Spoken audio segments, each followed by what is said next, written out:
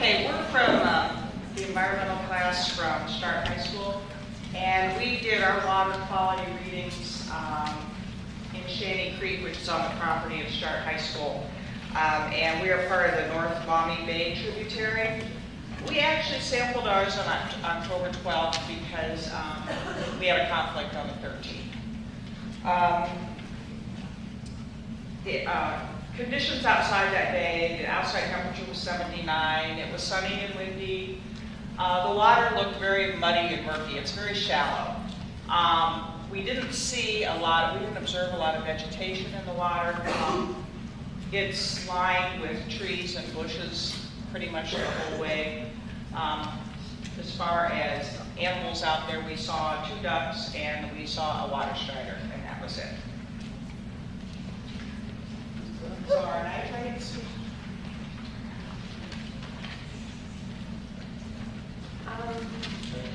The nitrate level in the, nitrates equal 0.9 milliliters, and the Q value is 95. Too much nitrate can cause eutrophication, and which also leads to excess plant and algae growth and decay. Nitrates create conditions that make survival difficult for aquatic insects and fish, which can, So eutrophication is basically excess richness of nutrients in a lake, and it's caused by fertilizer runoff, industrial waste, and sewage. We think our nitrate level is kind of low because the area around the stream does not get fertilized, and there are no septic systems nearby, and there are a few animals such as geese who would probably like,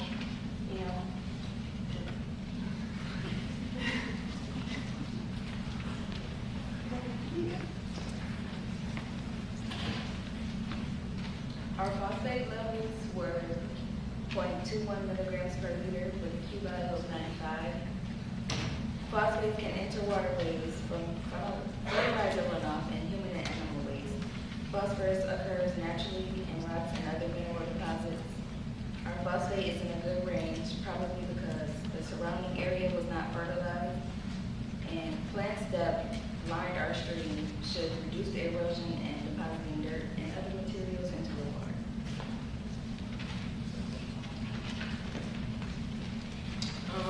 In our dissolved oxygen test, we came up with the amount 11.7 milligrams per liter, and our Q value was 78.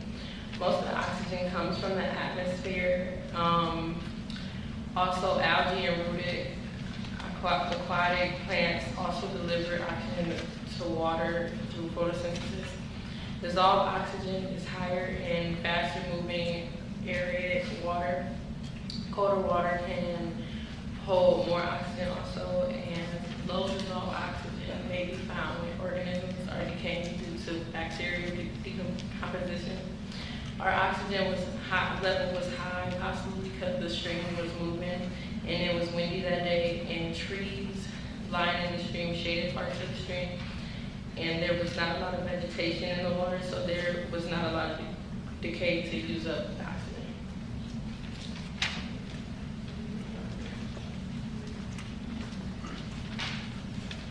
Organisms are adapted to live in certain temperature ranges. Warmer organisms hold less oxygen than colder weather or colder water. Warmer water temperatures increase growth and metabolism, including photosynthesis. When plants die and decay, oxygen is reduced. Warmer temperature increase rates of chemical reactions and cause more minerals and rocks to dissolve. The temperature of the water equaled 15 Celsius. Shade on the banks of the stream properly kept the water cooler. However, water was murky, so should have caused it to have more sun, or absorb more sun.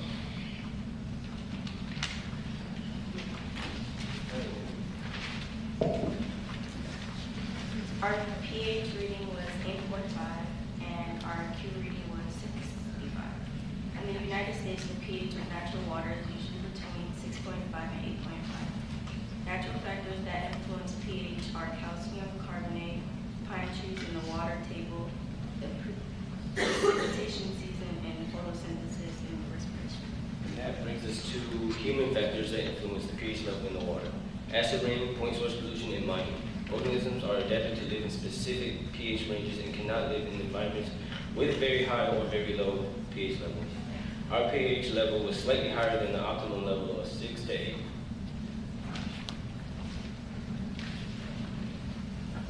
Our fecal coliforms equals 4,150/100 millimeters, and the Q value is 15. The presence of fecal coliform bacteria indicates that the water has been contaminated with fecal material. High fecal coliform readings mean a higher chance of pathogens being present. This extra organic material in the water can cause more growth and decay, reducing oxygen. Fecal coliforms were much higher than 200/100 millimeters. There was no other indication of fecal contamination.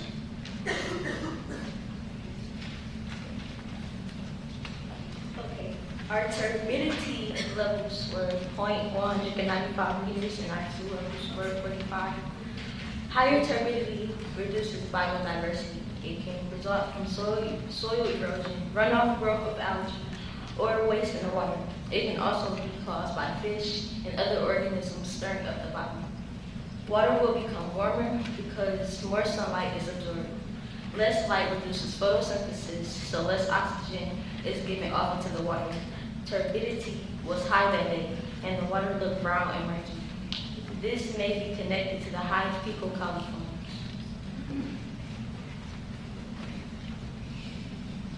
Our benthic organisms was equal to 1, which is poor quality.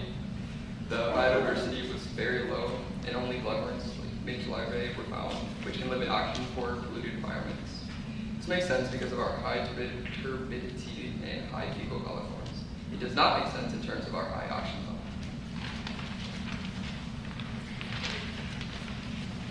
Okay, and then we did not end up measuring total solids. We're assuming it probably would be high because of the high turbidity. And finally, we compared the water quality indicators from 2015 to 2014. Neither year did we do the BOD or the biological oxygen demand, and we didn't do the total solids. So what we did was just add up the indices of the things that we did do. So we're missing 2. But in 2014, the index added up to 59.42. This year, it was down by 5, 54.71. And the reason it was lower, in 2014, or better, I should say, the index was better, was the turbidity, dissolved oxygen, pH, phosphate, and nitrate were all better in 2014. Fecal coliform reading was actually better this year, but really not very good, considering it was over 4,000. And our temperature reading was the same.